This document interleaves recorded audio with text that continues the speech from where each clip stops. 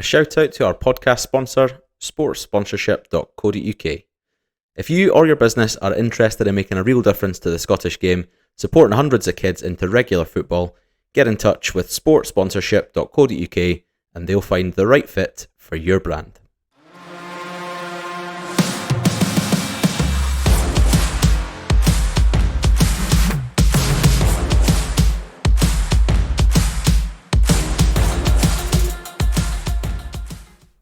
Hello and welcome to Tinpot. This is episode 23. My name is Tom, I'm your host, and I'm joined by Andrew. Bonjour. And Matthew. Hey. Normally go Matt and Andrew. I've mixed it up. It's like Ant and Dec. I've kept you on your toes. Coming up in episode 23, we have a review of 3 weekend games. Matthew was looking at Livingston Hibs, Andrew was looking at Ayr versus Dunfermline, and I had Queens versus Stenny. So we're going to have a quick look at how those games went and then update the Predictor League table. The all-important prize come December time is going to be 12 potato brioche rolls supplied by our sponsor, Nooch. So all still to play for in that. After this, we have our debate segment filled with hot discussion. And this week, Mr. D. Bates is all about John McGlynn and his recent successes as Falkirk manager. The big question is that the best success a Scottish manager's had in recent history, taking Falkirk from League One up to the Premiership? So that's the big topic of discussion, and then we'll end, as we always do, with a surprise quiz, which for this week is going to be Matt against Andrew. You've teamed up for the last couple of episodes, but it's back to mano y mano for tonight's quiz. But before we dive into all that, just need to catch up with you gents. Matthew, how are you? What's been happening in your world? Yeah, good, thanks, mate. Not too much this weekend, quite quiet. I had to battle through Sunday madness at IKEA yesterday. Arrived, we thought, we'll go really early. So it opens at 10, we got there like 10 past 10 in the car park. The first section of the car park was like rammed at like 10 past 10. So I'm thinking folk are fucking coming in at like quarter to 10 and just like sitting in their cars to get like, because the whole parent and child bit was like full. Like, fucking get a life, eh?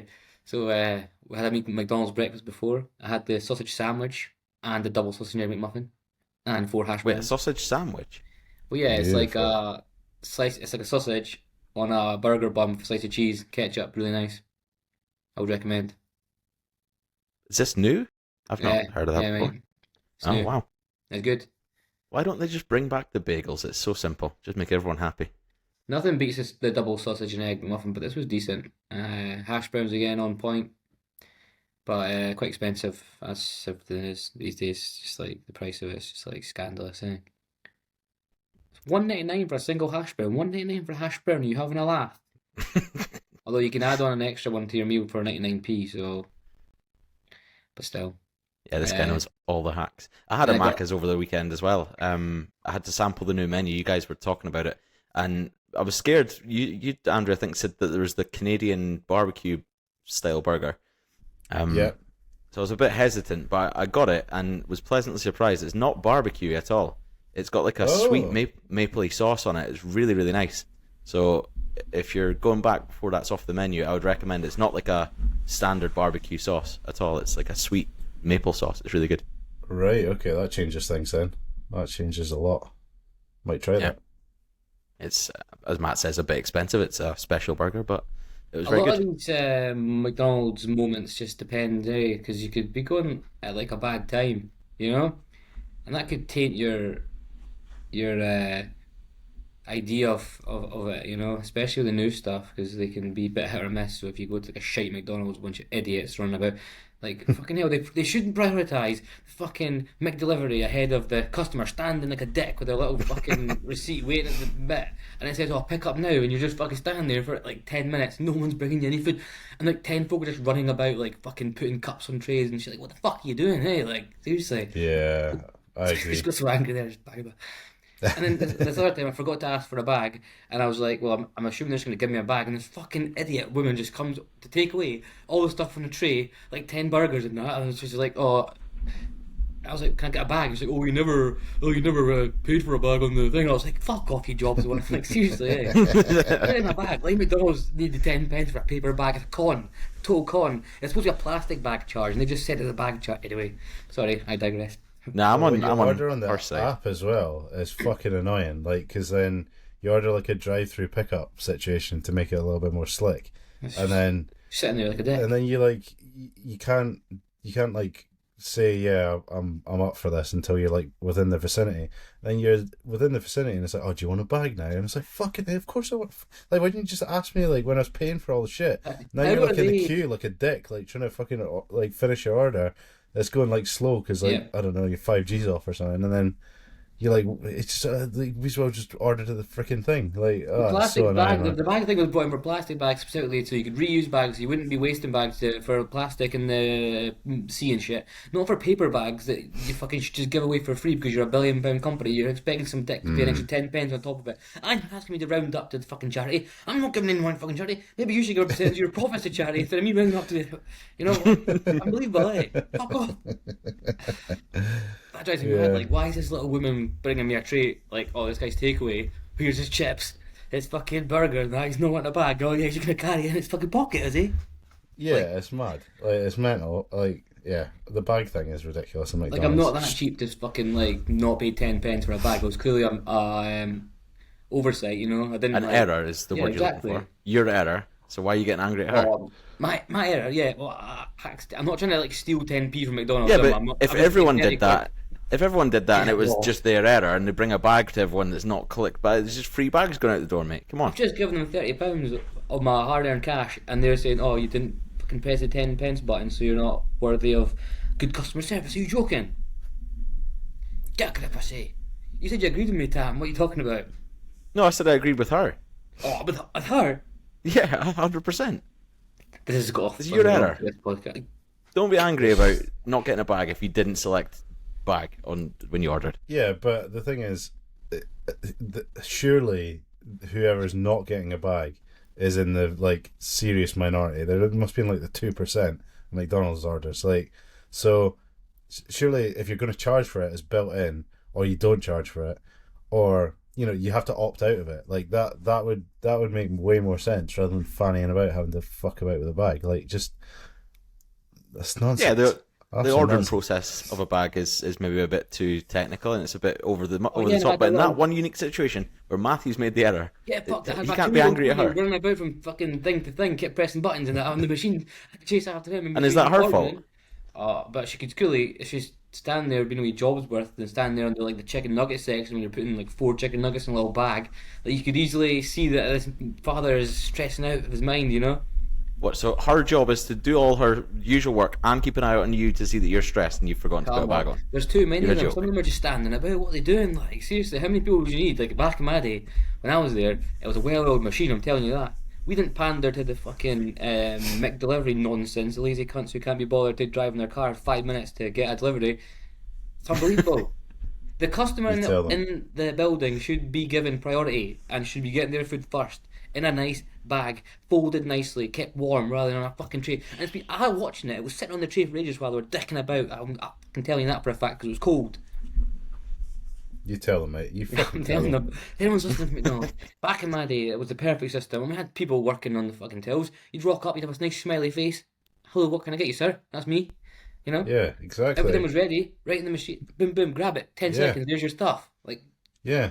None of these fucking robots to order your shit. Like, come on, man. Like, you wouldn't get that back in your day, would you? This guy called Alan. He was class. He was working the pass. He would be like 4 Big Macs. So we'd make the Big Macs. They'd go in this little heating machine. Mm-hmm. They'd be warm. Someone would order a Big Mac meal. Boom, boom, boom. 10 seconds. Yeah. Job's a good one. Exactly. Alan would be fucking spinning right now, honestly. He's probably still going to go up to McDonald's and go, call you, Alan, if you're still working there, mate. Good on you, son.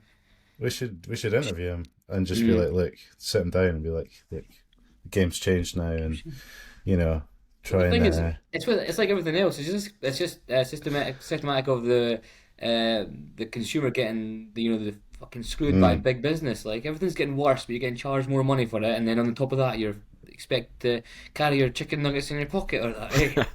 Like, come on, man. They give you the option of a bag. Nooch in Niche Sterling. packaging, yeah. You don't get any of this shit. No robots taking your orders, just great customer service. Well, unless you great order quality on food. Deliveroo, in which case the robot takes your order. That's by your own choice, but the priority is the customer in the building, as Matthew said. So They'd deliver in the bags, wouldn't they? They wouldn't force their customers to pay for a bag. Paper Although they'd be bags, happy to, it's because they're a bunch of hippies, probably. included gratis. Yeah. There you go. Wow, what a start to episode 23. A big Matt rant. That's just what we need. Love that. Sorry, No, you're quite right. it annoyed me at the time. It's annoyed me again. I just thought about it. You have a breather. Control your blood But the pressure. thing is, I just like McDonald's. Yeah, it's annoying. They just fucking they've got you. They've got you. Like, it's Bitten been by the Jaffers. in my brain since I was like a young kid. Like that. It's tasty. That's what they call addiction. Yeah. Yeah, that's a fair point. We're all susceptible to that. What about you, Andrew? What's happening in your world? Any rage at anything in particular from the weekend? Nick Walsh, no, maybe? not that I can think of. I could go into Nick Walsh for a good amount of time. Don't you worry about that. But That Louis' brother. No wonder he's giving them a. well, that's it. Yeah, I thought Louis Walsh was going to be our biggest problem, but yeah, Nick Walsh. Just unbelievable. I mean, the highlights of my rage are just the lack of red card for Celtic. So, I think they were there for the taking. We were a lot better second half. First half we weren't good though. To be fair, our red card was an absolute stonewaller in my opinion. Like, it was a definite red card. But yeah, I mean, who knew that sort of kicking a goalkeeper in the head is allowed these days? So as long as you apologise immediately after it, you're fine. So yeah, absolutely Not crazy. with force, mate. Not with force. Well, interesting you should say that, yeah, because that's what wasn't a factor when Nick Walsh sent off Diomande against Dundee United as well. So yeah, at that point he didn't actually even make contact. So but yeah, still sent him off straight away. Didn't hesitate to get in the book then. But yeah, Nick Walsh has just been bad for us really. It was the same last time we're handing last season. Czerny almost got his shirt pulled off in the box and never got a penalty or any cards for that. Same with, I think, Seema's goal as well. Prior to that, there's loads of things that Walsh has been. He was actually the referee that didn't spot the ball going into the back of the net when we played Hibs at the end of last season as well. So yeah, not the best history with us, Nick Walsh, but I just thought, yeah, it was a really poor decision. It changed the game. The one with Ralston, I can understand the argument around that one, I guess, but for me, rules are rules, and the arm was out of his body silhouette, so ultimately it should be another yellow card and he should be off. But hey, it's one of these things.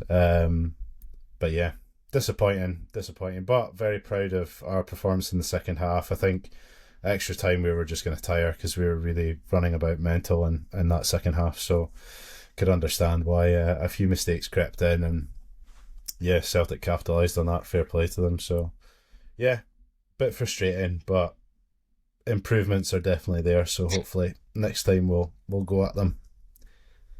That's it. Hopefully you'll get another chance come May. Well, hopefully from your perspective. I obviously don't want that, but I just can't wait to see all the Celtic comments on YouTube after this episode drops. All the crying faces, all the shamrocks. It'll be. That's it. Yeah, that's it. Laughing at your misery. I've had quite a few of them already. So yeah, shout out to the comments so far. I really Nick enjoyed Walsh, reading them. the girl from McDonald's, and that guy who commented last week. You're on the list, that eh? Having to go at your Game Boy purchase as well. It's not Game Boy, mate. Although you can call it that for legal reasons. Potato. Yes, I won't go into the intricacies of Hong Kong retail purchases, but if I'd known it was coming from Hong Kong, I would have ordered it from Temu. That's all I'm saying. But they said on the website it was coming from the UK, so they lied to me. And I know where Temu works. Where'd it come from, son? So you watch yourself. There's going to be a back and forth over the week. Keep listening though, please, and keep commenting. I'm enjoying it. It's good.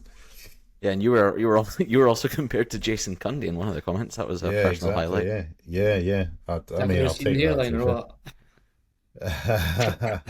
Oh, uh, gone personal with it. it's a bit harsh, mate. Okay, Do, now. do your best, Jason Cundy. Go.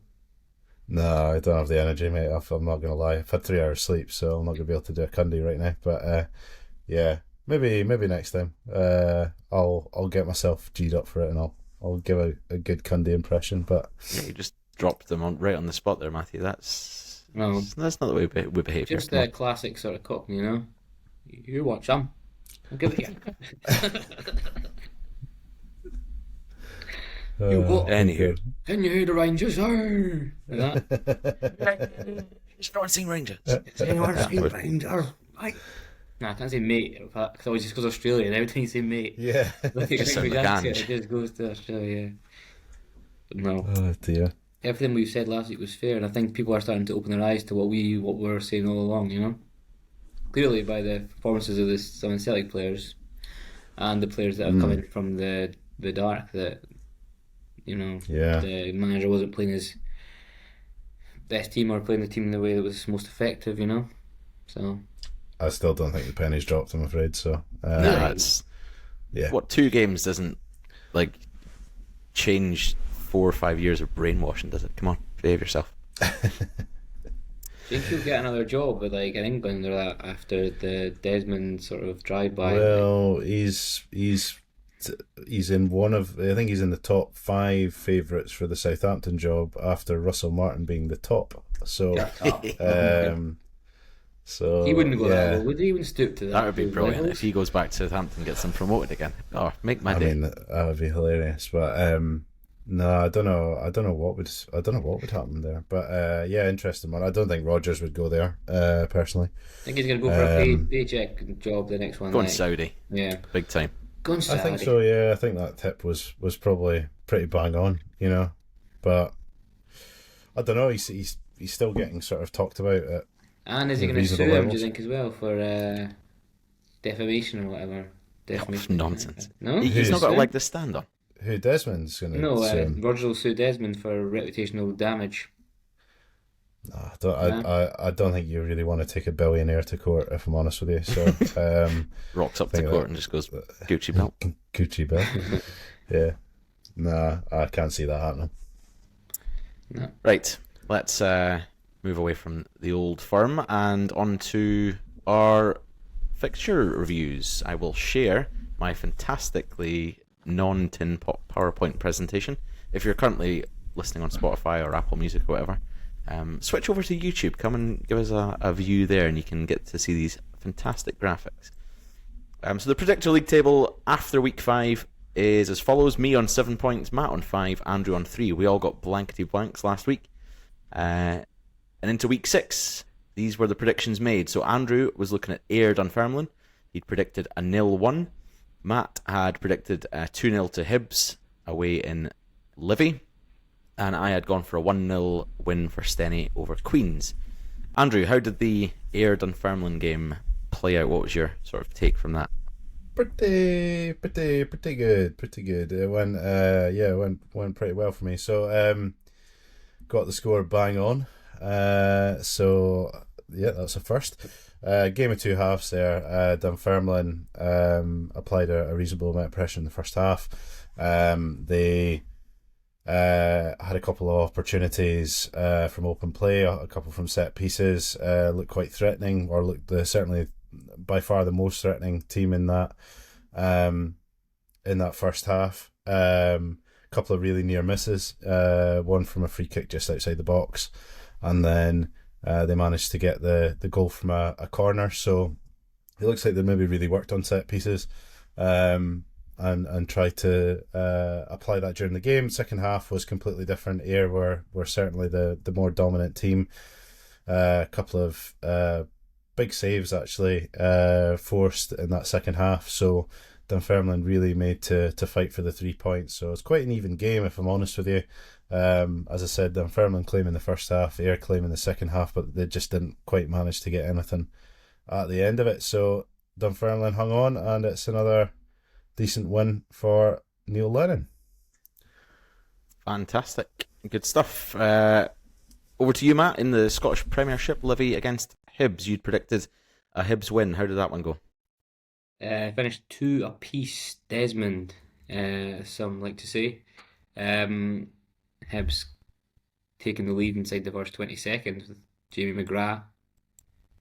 Lovely strike from the edge of the box. What turned out to be a fairly even, topsy-turvy game. Both teams played well in spells. Neither can seem to put a strong 90 minutes together, which is worrying for both teams' seasons. Hibs conceding a lot of goals, Livingston struggling to win, but I think a draw in the end was a fair result. Both teams had the same amount of shots on target. Livingston had more shots, which is surprising. Possession again pretty close. Hibs with only 53% possession. You'd expect them to be dominating the ball against Livingston, but this was a strong performance from the men in yellow.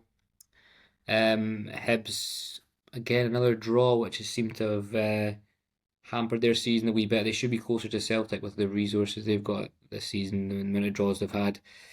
In the end, last minute equaliser for Livingston shares the points and a fair result, but not a result that really suits either team for their respective objectives this season.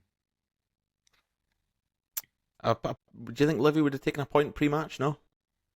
I think you need to win. Start winning some games. I mean, against Hibs, I think they would have taken a point.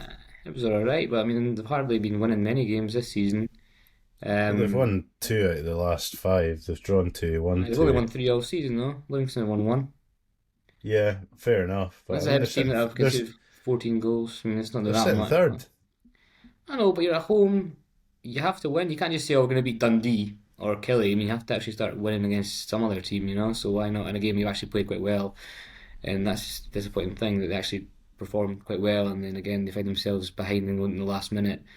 I think when you are playing well in a game, and you've had moments this season where Livingston have been quite passive, that this was their opportunity to try and really kick on in the second half, take the win. But again, you're right, it's a difficult game, but I mean, you have to win at home at some point in the league.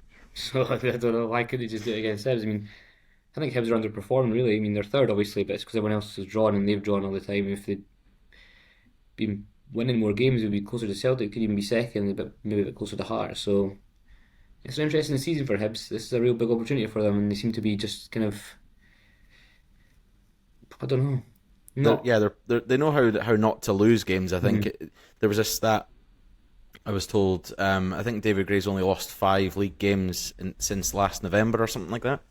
I think that might have been before the Rangers game at Easter Road, but they went on that fantastic run towards the end of last season. You know, because they started poorly. Everyone's thinking, right, this season surely they're going to be favourites for.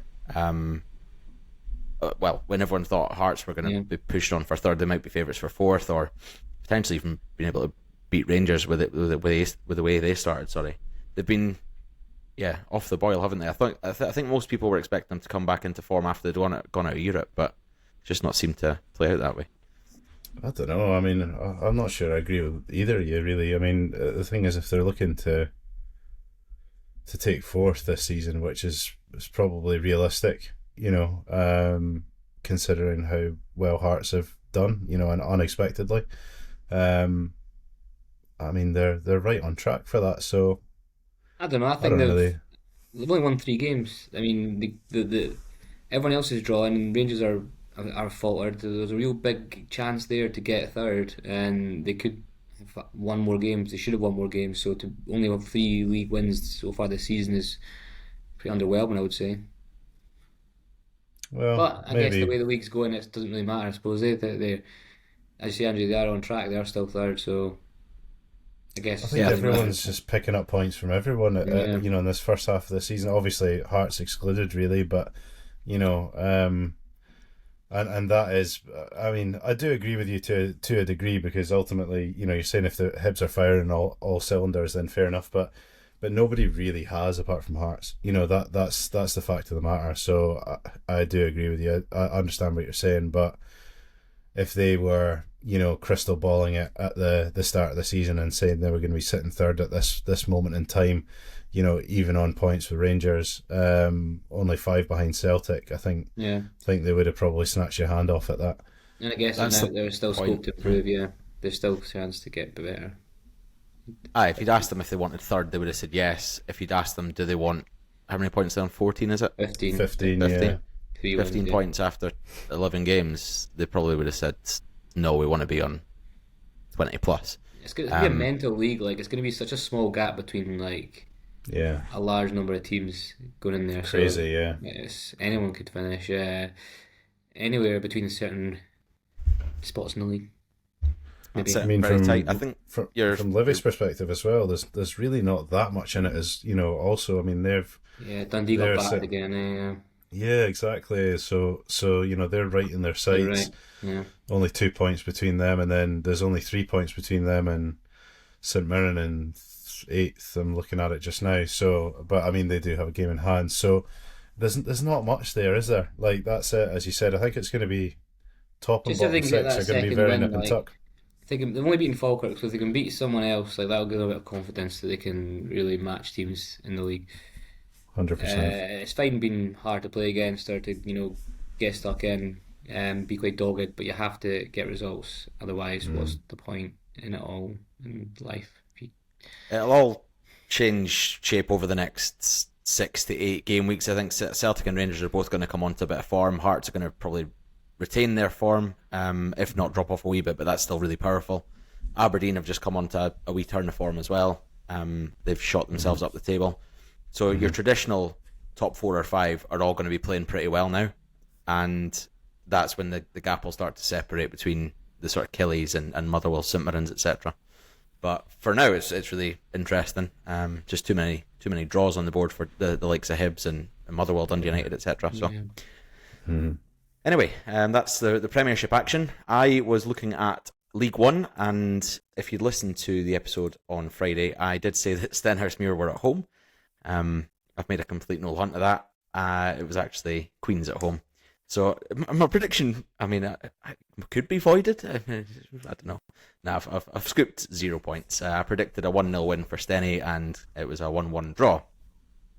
It was a very, very sort of scrappy game. There wasn't too many clear-cut chances for either side, to be honest. A lot of set pieces for Stenny. That's the way that they like to play under Naismith, and like sort of percentage football, if you will. They had 3 free kicks in the first 20-30 minutes, all of which were either saved or over the bar or into the wall.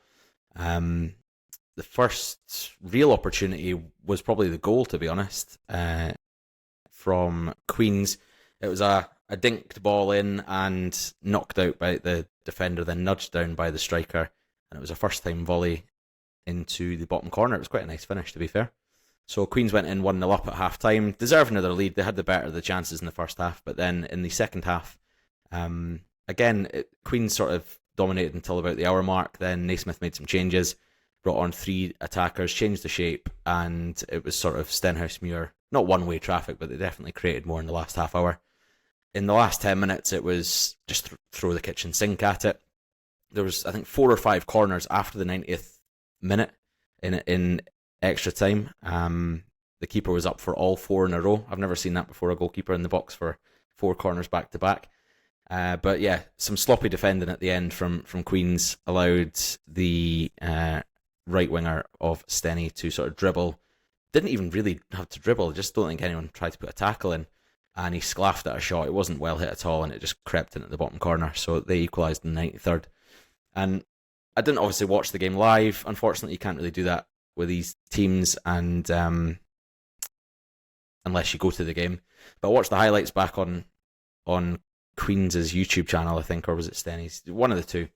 And it was just brilliant coverage. Incredible. There's no commentary, but just you get to hear the crowd in everything that's going on. And just as the boy knocks in the first goal for Queens, there's like the most orgasmic noise. It's almost like Gary Neville for the Chelsea-Barca game. The boy's just about to take the shot, and there's a oh! So if you get the chance to go and watch the highlights from that, it's terrific. I don't know how they managed to get 8 minutes of highlights out of that game, because there really wasn't too many chances. But yeah, Stenny now drop into second after Cali got a good result at the weekend. But yeah, probably a fair result over the piece, 1-1. And that has affected the predictor league table in the following way. Andrew shoots himself up into second place, having gained 3 points there with a correct score. Me and Matt both bageled again. I didn't get a correct score or correct result, so it's me on 7, Andrew on 6 in second place. Matt, one step further away now from those 12 potato brioche rolls. Oh, the dream is dying slowly. Need those rolls. You've got another 5 or It's not going well though, to game be weeks. fair. My betting history, absolute shite. No cash, minus cash. You started off the Minus. stronger of the three of us, but just faded away. Just like Plenty in of time. that home and away as well, eh? Yeah, true. You know how that But ended. listen out for Friday's episode. We'll be predicting more scores for next weekend and see if Matt can claw his way back up that table to win the rolls. Predictor League finished. It's now time to move on to Mr. Debate, our conversation piece, our discussion, our debate, our angry back and forth, if you will. Hopefully we get some different opinions here. The question was posed by Matt earlier today, just in the group chat, saying, is John McGlynn's achievement over the last 3 or 4 years at Falkirk the best in recent history? We're obviously only talking about our lifetimes, I suppose, the last 20 odd years. Is that the best achievement from a manager in Scottish football? And if not, whose is? So, by way of a sort of introduction as to what John McGlynn has achieved, he took over Falkirk in 22-23, just when they were down in League One, finished second in that first season to Dunfermline. Then in his second season went unbeaten in League One and won the title, got promoted to the Championship, and they narrowly finished ahead of Livi, and that was his third season in charge, got promoted to the Premiership, currently sitting 5th in the Scottish Premiership after 11 games. And I think maybe the reason you've proposed this question, Matthew, is because you believe that is the strongest or the best achievement from a manager in recent times? I mean, certainly in the quickness of the rise, it's been quite spectacular. McGlynn came into Falkirk when they were an absolute shambles, like they were a laughing stock. They were in League One and they were a complete. It was just class, man. You know, everyone was just taking the piss at them all the time. It was brilliant. It was great times. Obviously, Wraith beat them to the title when McGlynn was manager in the COVID season when they just like stopped the league and we were like top, and they were going mental because of that. Being like, oh, we played one game less, blah blah, because we had a better points per game or whatever it was. So we won the title, so it was class. And then I'm like, get up, don't I? And then there was the whole Goodwillie debacle at the Rovers, which was a sour note in McGlynn's tenure at the Rovers, and he effectively left at the end of that season and went to Falkirk. And this was a Falkirk team that were languishing in League One. They were absolutely pissed. They were like, they hadn't even got the playoffs the season before. They'd just been battered everywhere you look. And this was a Falkirk team that have a long history of being Premier League, Championship. So to be in League One for so many seasons, it was pretty disgraceful for them. You know, losing loads of money. Fans like raging, absolutely hating everything. Their 3 stands were like empty. But then obviously the Messiah McGlynn came in. This was McGlynn that when he was first at Rovers, he was like a sort of direct, sort of man's man kind of football. He had like Big Taddy and like Doggy John Baird up front. He liked to get along with wingers, crossing it in, big strong defenders. He like fucked off to like Celtic. He was doing some scouting for them, learning from Rodgers. He came back to the Rovers and like we just started playing this like silky football. It was like unbelievable. It was like scenes you'd never seen before at Starks Park, like for a long time, like since maybe the Coca-Cola Cup days. So he completely changed. The thing is so impressive about him. He completely changed his style of play. He's implemented it at the Rovers. We almost got promoted. We were very unlucky in the playoffs. Went to Falkirk, and look what he's done with them. And I'm thinking about this, mate. I'm being serious, right? John McGlynn could be the next Scotland manager. I'm just putting it out there. I'm putting it out there. Like this guy, look what he does with players. He improves players every year. He's improved players. He's got players that are performing well in the Scottish Premiership. They've been playing for Edinburgh City, Arbroath. They've been playing in League One, League Two for their whole careers. He's brought them with him on the journey, and now look what they're doing. This guy improves players. He's a great man manager. Clearly, he's great at building relationships with fans, with the clubs, with the community. He's an all-round good guy, and John McGlynn for Scotland. And yes, his achievement with Falkirk is amazing. I mean, the only recent comparison is when Livingston won promotion 2 years in a row. They obviously didn't win the championship. They came up through the playoffs in the championship, but I don't think that was as exciting and as sort of remarkable as this rise for Falkirk could be. To win 2 championships in a row is it's pretty spectacular. No mean feat at all. Yeah, fair enough. You've made a pretty good case for John McGlynn, and yeah, I don't think no matter what is said from here until the end of this debate, anyone is disagreeing with anything you've said. It's a phenomenal achievement. There's still about a dozen of that squad from League One still playing. In his at least. Do you his think the first man 20 shout for him players. for Scotland's mental, or is it mental? But we've got Steve Clark from Kilmarnock. Like, I don't know. Is it mental? Gonna have John? Benson and Hedges playing for Scotland 4-4-2. Is it mental Yeah, to no, think that he could be? I don't think it is mental actually. It's not something I ever really thought about, but I actually think it's a pretty interesting shout. That I mean, looking at his win percentages, which I was sort of in the kind of build up to this, his win percentage at Falkirk is 59%. Which is incredible. You look at good managers in the sort of SPL, SPFL kind of eras. Derek McInnes at Aberdeen, 54%. Craig Levine at Hearts, 43%. And when he was at Wraith, he was getting a 47% win percentage then. So for him to be doing that, and also they're holding their own in their first season in the Premiership, and we all kind of put our hands up to say, well, we thought they would be down there languishing with Dundee and Livingston, but not at all, absolutely not at all. So I don't know. I think your shout for Scotland manager is actually a really good one. I think he could maybe do with maybe 1 or 2 more seasons in the Premiership to sort of steady Falkirk and maybe consistently get them in the mid-table to top half. Like, obviously Clark did amazing at Kelly over 2 or 3 years, so if McGlynn can consistently keep Falkirk within the I know Tom's smirking a bit there. I think he obviously thinks that's a bit far-fetched, but I don't see why not. Like, he's a good Scottish manager who is working wonders in Scottish football. I mean, it's because he's never managed West Brom, then he's not good enough for Scotland. I don't know. Wouldn't you want to pick him whilst he's in form, though? If obviously true. Clark steps aside, why would you then roll the dice with another real big uphill task with a very small budget in Falkirk? I mean, that will be a lot smaller than what Steve Clark was working with at Killie. So to ask him to then do it again, and before you would maybe get a shout for a job like that, I think it might be a bit of a tall ask.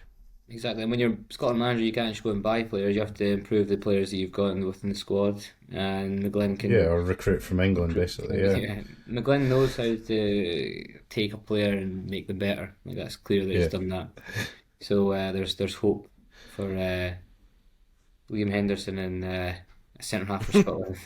Ross McKeever up front, get along. Lyndon Dykes, see you mate. McKeever's coming in. I don't know. But yeah, McGlynn, just going back to seriously, McGlynn, like, he's had the best times we've had at the Rovers. Like, he took Rovers, like, within a few games of getting promoted to the Scottish Premiership when they lost the league to Dunfermline. He got us to a Scottish Cup semi-final, which we hadn't happened in hundreds of years, I don't know.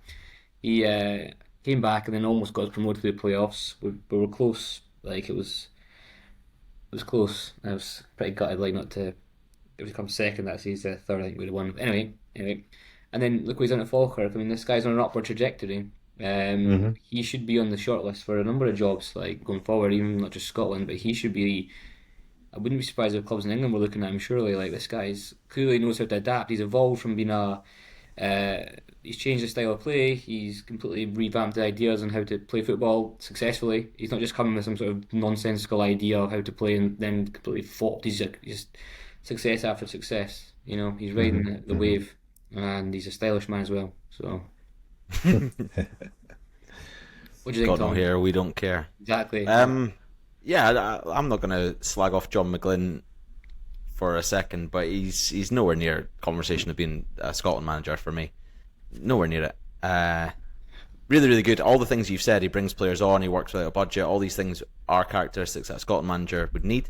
Fully agree. But when you're used to working with players at League One, Championship, lower Scottish Premiership level, to then jump to Scott McTominay, Andy Robertson, like John McGlynn. I don't think so. I think he'd be a really good sort of coach for with the first team alongside someone else. Like when John Carver stepped aside, I know John McGlynn wouldn't take that job because he's full time with Falkirk, but that would be he'd be really good in that situation. He's good at working with players, I think. But nah, for me, it's a bit far fetched. Who would you take instead then? Because I mean, Steve Clarke. Obviously, I know he had a bit of a CV prior to Killy, but I mean, I'm quite confident McTominay and Robertson weren't playing for Killy at the time. So what's the difference really? Why would that be a massive? Are we too good Why now? would Is that that be the changing? thing? Clark's not just gone from Kelly. His CV down south, working with Chelsea, West Brom, that is being around top level players. And it's not just that's not my only point. And I was going to say at the start, I don't want to get into a debate about who takes over after Steve Clarke because I don't think that is right when he's still got 2 massive games to go and potentially a World Cup. So we'll discuss that as and when the time comes and tell you who's a good replacement. Because right now, no one's a good replacement. I can tell you who's not though, and that's John McGlynn. According to Tom. Yeah, that's it, exactly. You've known the man already.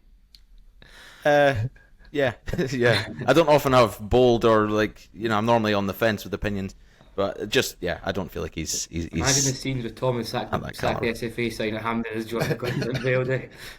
Sack the board. No, if he was given the job, I'd back him as much as anyone else.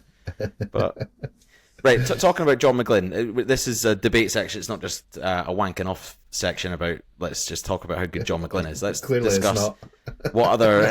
what other candidates could take the crown of best Scottish manager of the last wee while. Not Scottish manager, but achievement within the Scottish game. Anyway, the one name that came to my mind straight away was Dick Campbell. He took Arbroath from League Two to the brink of the Scottish Premiership within 6 seasons. The one game against Killy to go ahead and win the league, which they lost, and they got to the playoffs and got beat by Cali. Arbroath, in terms of budget in the Championship, compared to Falkirk's budget when they were in League One, and then again probably in the Championship, not night and day, but there's a big difference. And you're talking about how quick McGlynn did that.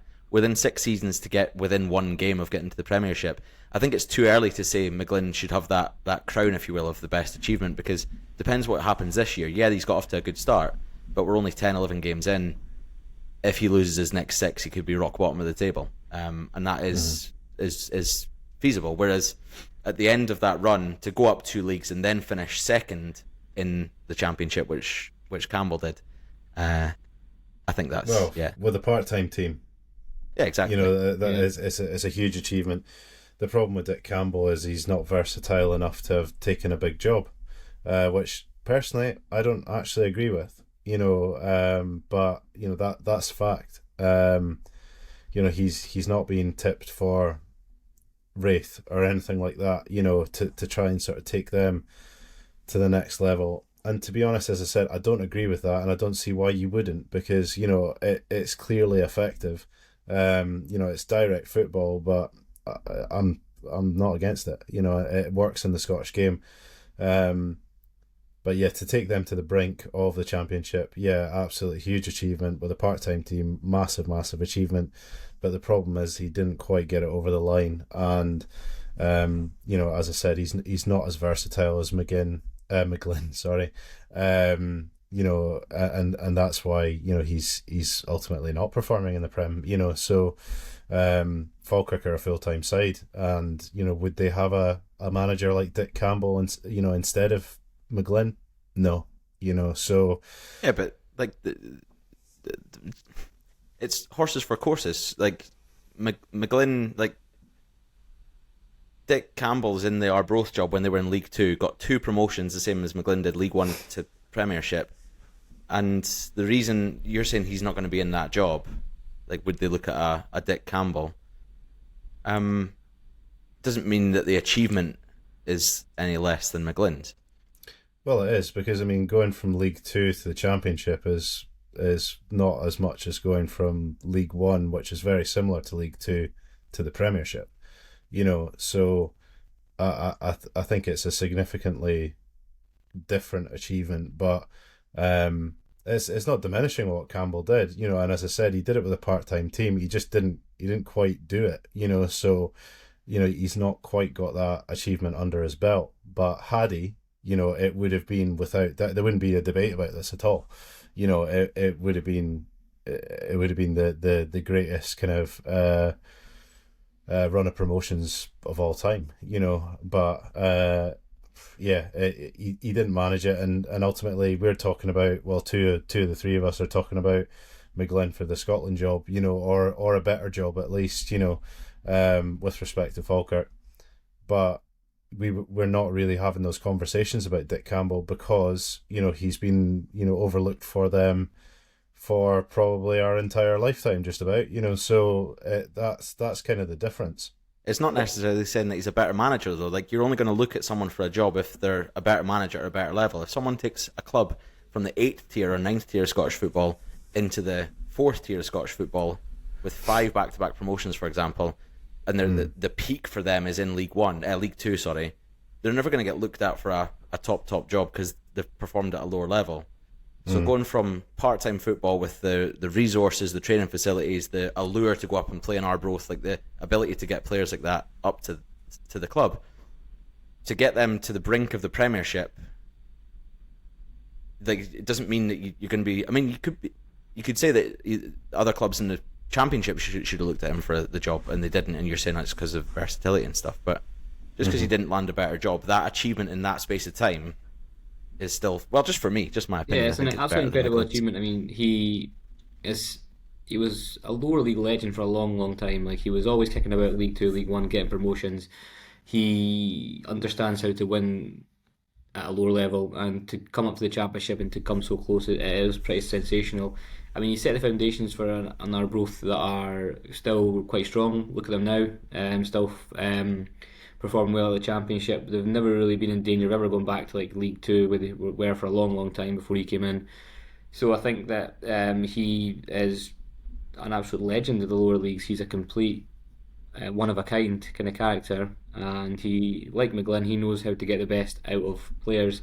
He's obviously not as silky as McGlynn, or as had the opportunities like McGlynn's had to go away and learn from people like Brendan Rodgers. We're slagging him off, but he's still a good manager in his time.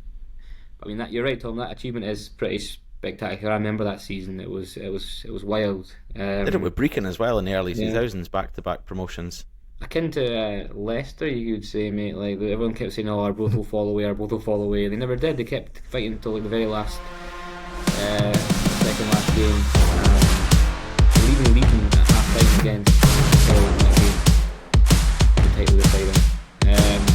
It is an amazing achievement. Like Andrew said, unfortunately couldn't quite get there, but it is quite close. Another one I was thinking of. This is always a weird one when people talk about this. Obviously, Callum Davidson winning the Scottish Cup and the League Cup with the double St Johnstone in that COVID season. It's just a bizarre sort of time, right? Because they won those cups with no one there, and then ever since they've been absolutely woeful. He also was punted by them, and then punted by Queen's Park. I think he's with Tony Dock still. Is he still there? I believe so. Yeah. I mean, that in itself in a one season is an absolutely remarkable thing for a team like St Johnstone to win both the domestic cups. Mm-hmm. Is that somewhat tainted by it being during COVID and everything sort of seeming a bit off? I don't know. I don't think so. Yeah, I don't think so. Or the fact that an achievement. He didn't stay long enough, or after that, or it went a bit sour. That in itself is pretty spectacular.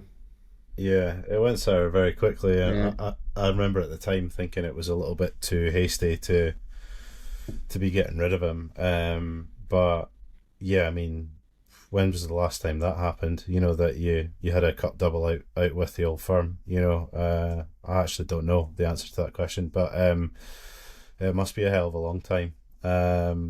Or at least hasn't happened that much. So. Yeah, that was unbelievable, and it was well deserved as well. It wasn't like a jammy double. They actually really sort of deserved that. Fully, and I know it was during COVID, but it doesn't matter. Everyone was still equally as competitive, and they definitely. I can't, as I said, I can't think of any other team that's even kind of come close to that. Never mind actually done it. Even just hitting 2 finals, maybe. So yeah, hell of an achievement. Is it in the same category as the other two? Don't know, but I mean, it's the only one that's sort of collected sort of big time silverware, I guess. So yeah, it's a good shout. I know. I think Davidson was hot property at the time. We're thinking this guy could be, Yeah, a St Johnstone manager for a long, long time. And then I don't know what happened. And they obviously lost key players after that season. McCann and Kerr. yeah, And obviously the replacement signings were poor, so it went a bit sour. So I don't know if that sort of taints his achievement. Clearly not, but maybe not in the same way as the other managers who have achieved success over longer periods of time. But it was a remarkable season for St Johnstone. Part of the best spell of their history, isn't it? Like, I think Tommy Wright. We're not shouting him for the same sort of accolade, but he took over at St Johnstone, got them, I think, 4th in the league a bunch of seasons in a row, won them a Scottish Cup in his first season, got them into Europe for the first time maybe ever, I don't know, for the first time in a long time anyway. So yeah, St Johnstone have been blessed or were blessed for about 10 years of having a good run, good managers, good success, 3 trophies in that time. Wright and Davidson are right at the heart of that. But yeah, I don't think 2 cups in one season, would that be... I don't know, there'd be an argument for some people to say that is better than back-to-back promotions. But longevity means a lot. Like, another one's Dougie Samuel at Spartans. 12 years or whatever it is at the Spartans, and getting them up into that league, and now they're top of the league, potentially pushing into League One, and that's not like it's not a club that's just been given a massive cash injection and jumped up the leagues. He's been grinding away at that and building a sort of community club for ages, so he needs a bit of credit in that as well. He won the Lowland League 3 times in that spell before getting up, so he'd be another one that I'd be given a special mention to. Yeah, no, that's fair. They're all just very different. I don't know, if I had to hang my hat on one, I would say that I think it would probably actually be the Callum Davidson achievement. Now that you've mentioned it, to be fair, just because it's a top honours, kind of accolade in Scotland, both of them, and it's really, really hard to come by. I mean, we're mentioning back-to-back promotions from a couple of managers now, so. But ultimately, we're finding it quite difficult to find comparisons to what Callum Davidson did in that season. So, again, if it comes back to the point that it doesn't matter who the better manager is, which is obviously my point about McGlynn versus Dick Campbell. But if it's not really coming down to that, I think Callum Davidson's actually probably the best shout. Hard to argue with it, isn't it? As a one-off season, it's definitely the best season any manager outside of the old firms had, I would say. Yeah. But let's see if we can get the Scottish Cup to Falkirk and then top 6 finish. Appoint a Scotland manager and end the season, then we'll reassess. Well, Hearts could get a double this season, really? So if they win the league and win the Scottish Cup, I mean that would take the biscuit, really, wouldn't it? But what if Hearts win the league, Falkirk comes second, and win the Scottish Cup? Well, yeah, dreamland, son. Yeah. That would be even a good Mr. Debates. Even if McInnes did that League and Cup double, there'd still be some Dons fans saying, but he's still shite because he only won us 1 trophy in 8 years or whatever it was. Yeah, no, they've got a good point. When Rangers were down. Definitely. Yeah, really good point. Yeah, he's a shit manager, and yeah, he's terrible. Absolutely, you're right, Dons fans. Absolutely. Nah, if he wins the league, forget getting a double. If he wins the league, there's no comparison there. Like, absolutely no comparison.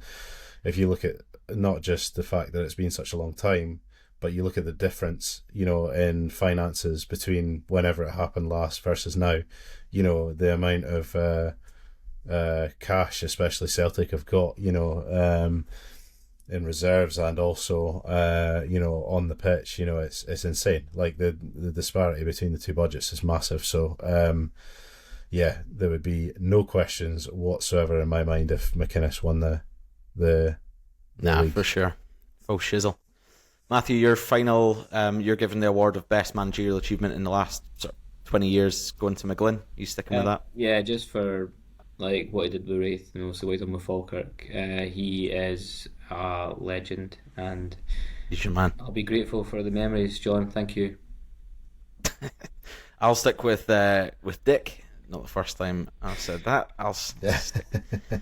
Just saying it before one of you two do. I'll stick with Dick. And you're going Callum Davidson, a last minute swerve of opinion? I am, Nice, yeah. okay. Matthew Swade. We're divided. There, yeah. Well, in the comments, you let us know, is it to be Dick, is it John, is it Callum, or is it someone else? And if it's someone else, we need a bloody good reason why. So give us a full spiel. Don't be shy. Right. That's the end of Mr. Debates for this week. We're cracking on near an hour now for this episode, so let's bash on with our quiz, which is going to be Matt versus Andrew. In a world where sponsorship is more accessible than ever, that world exists at sportsponsorship.co.uk. Whether you're interested in making a difference to your local community or further afield, or perhaps you're looking for access to tens of thousands of followers online to push your brand further than ever, get in touch with sportsponsorship.co.uk. That's sportsponsorship.co.uk. And this week's quiz is, as always, brought to you by Nooch Bar and Kitchen, the only fully plant-based bar, kitchen, restaurant in Stirling. So what we're going to do this week, boys, is I'm going to share my screen with you again. So if you're listening to this on audio and not on YouTube, get changed over, get onto YouTube, watch the great graphics that I have. Share. And it looks like a bit like a Nando's spice chart, this. Ooh. Looks like a sort of German flag with a bit of green, kind of. Yeah, it does. Yeah, you're bang on. Yeah. I'm going to zoom in a little bit. There we go. We can see that full page. Right, so what I'm going to do is reveal the black bit, and you need your buzzers this week. So, Matthew, can I hear your buzzer, please? Bah. And Andrew, can I hear your buzzer, please? I'm just going to have to go for a buzzer noise this time as well, because last time it didn't work out for me. I'll go... There we go, slightly higher. Something similar, though. Very similar, yeah. Right, so yeah, I'll reveal the first bit. You buzz, you take a guess. If you guess, you're frozen out. The next person gets up to 2 segments to be revealed after that, so don't buzz too early. Wait, what are we trying to guess, sorry? These are all people related to Scottish football. Okay. Could Right, be okay. players, managers, anything in between. Your first unveiled segment. And for those, sorry, I should actually just, I just realised that if you're not watching, you've no idea what we're looking at. So I'll briefly explain. A 44-year-old Belgian attacking midfielder is what we're looking at. Andrew is buzzed. Thomas Buffel. Thomas Buffel is correct. Well done. You get your point. There's 5 of these, so it's first to 3. You didn't need anything other than the first segment. Wow. Matthew, slow off the mark. Your second segment to be revealed of our second player. This player was born in Bathgate. He's a midfielder, age 42, so obviously retired. I think he might have come up in another quiz we've done, if it's... Oh. Bathgate, Is it- no more. Is there to be a buzz? Or do we need the next segment? Not for Next, me. please. Next segment. Current team is Bonner Bridge, or Boner Bridge, depending on where you're from. Boner. Coming back. Bit of a tricky clue. Anyone buzzing? Nope. Nah. On to the next segment. Youth career has been revealed as Hutchie Vale. Chevelle. Not really helping very much. Next segment. Yeah.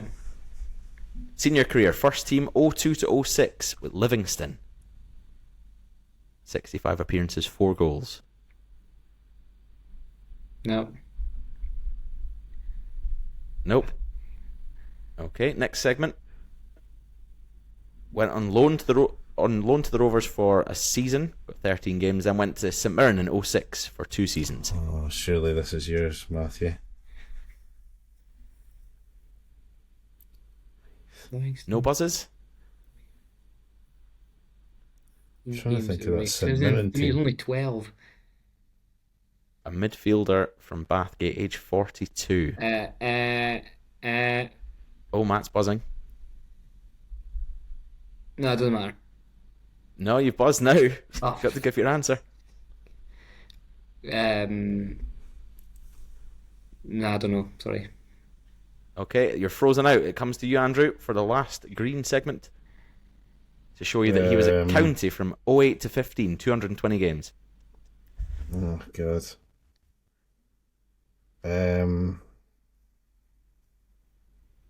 County mainstay.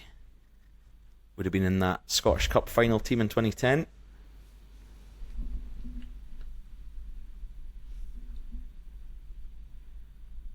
Any guesses from the guild, or is it going to be a split nil point?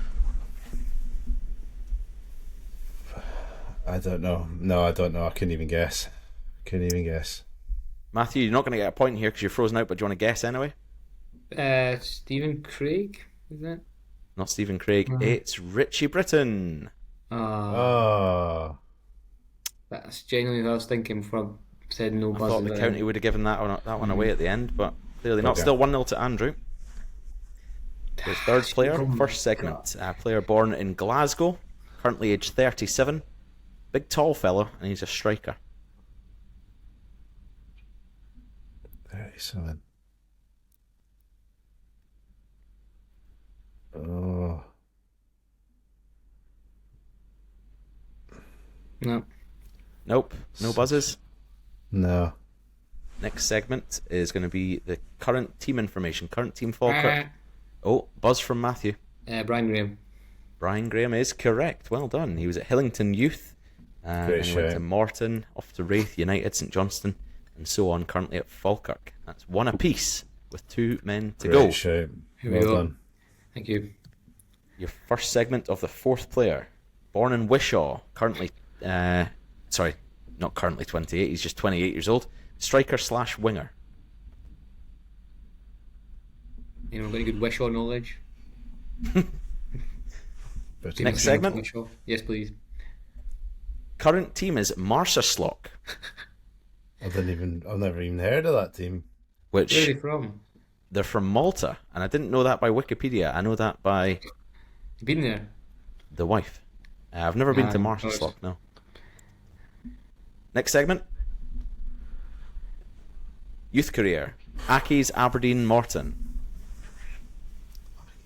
Morton 2015. I've got a feeling it's going to take a few more segments to get this, but... He's played in Marcerslock and he's from Wishy. No appearances for those teams. Played in the youth for Morton. Next, please. Apologies if I have cut out, but my headphones have just died, so I'm going to need to use my speakers. I can still hear you. I can still hear you fine, yeah. That is good. Any guesses, or shall we move on? Move on, please. I think we'll move on, yeah. Next segment. This one. Senior career. Morton for 3 years, from 2015 to 2018. 35 appearances, 12 goals in that time.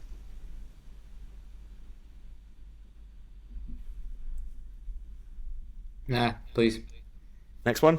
Yeah. Andrew, in agreement? Yeah, I think so. Then went on to Thistle, briefly. 13 games. Then Machine Sazi, and then on Dumbarton in 2020. What a life this guy's had. He's not really played many games for anyone. I'll help you slightly. He was very, very promising when he was at Morton. Yeah, I think I'd bastard. He's buzzed. Matthew. Is it Jay Katongo? Oh, fuck, that's who I had in my head. Jai Katongo! Yes, well done. Bastard. Queen's Park after Dumbarton, then Morton, and then off to Marcerslock. Yeah, I had that in my head, but I couldn't figure out what his actual name was. I knew it began by a Q, but that was it. Here we The go. final player. It's currently 2-1 to Matt. Andrew needs this for a tie or to force a tiebreaker. Oh, Got dear. a tiebreaker. Do you have one? I don't have it prepped, but I'll make one up. In flat. We could you just have to end do with it the now. graphics anyway. First segment of your final player. Midfielder. Born in Dundee, age 39. Okay. A couple of ideas. tell me if you want the next segment or if anyone's ready to buzz. Just crack on. Next, please. I'm ready for the next one. I Next. think. Yeah. Current team, Everton set piece coach. Actually, it could be him. Any buzzes? No thanks. Let's go to the next one. You've given your hand away. That's telling Andrew that you're not going to buzz. Gives him a bit of time there to buzz in if he needs to. I think it. Yeah, I think I've got it. Get a buzz Need in. a buzz. There we go. Is it Charlie Adam? It's Chatham. How do you know he was Everton's set piece coach? Yeah, I'll tell you because I keep up with Charlie Adam because his sister used to wipe my dad's ass in hospital. So there you go. Nice. Good fact. Yeah. Fact When he of was the day. in there for a while. It's the Thelwell relation, isn't Wow. it? That's why you know. Yeah. Great shout out. Well There done. you go. As a tiebreaker, I want you to both text me or WhatsApp me. Your preferred choice of messaging Okay. is fine. How many caps did Charlie Adam have? This is the tiebreaker. Closest wins. But lock it in via text message to me, and I'll unveil to the Surely the got listeners. a countdown, have we? Yeah, Or is it- 10 seconds if you could. Okay, I'm gonna say. I've got Matt's. Oh, you just put it into the chat Oh, for Andrew to see. Don't look at the chat. Oh, Andrew's Okay, gone so- 24, and Matt's gone 29. One of you is 2 away. One of you is 3 away. So we do have a winner. Charlie Adam had 26 caps. Well done, Andrew. Oh, come on. So close. So close. the Take brink. that. I'll take that. I meant to type in a 6, man, but I accidentally typed a 9. See? Yeah. To be fair, I only got the 2 ex-Rangers players in there as well on I that should have quiz. said So. Richie Britton. I had them on my tongue. I just shut the bed. I thought you were too Yourself for obscure for excuse. that. I didn't think you'd go that Yeah. obscure. I was tight. No offence, Richie. But Andrew with yet another victory in these Tinpot quizzes. Let us know how you would have done down below. What segment did you get it on? Was it the first one every time? Could you have beaten the lads? I'm sure you could have because they're not very good. Oh, come on. Well, I'd love the opportunity to do a quiz on here myself, but Matthew just refuses to host an episode. So let us know in the comments as well. Maybe put a poll out. Would you like to hear Matt host a Tinpot episode? Yeah. I don't have time If the to fans- I don't have time If to the prep, fans want mate. it, we'll do it. My life's too busy to prep for a quiz and whatnot. Give the people what they want, mate. Come on. If we get Go for the 100 listeners. comments, I'll do it.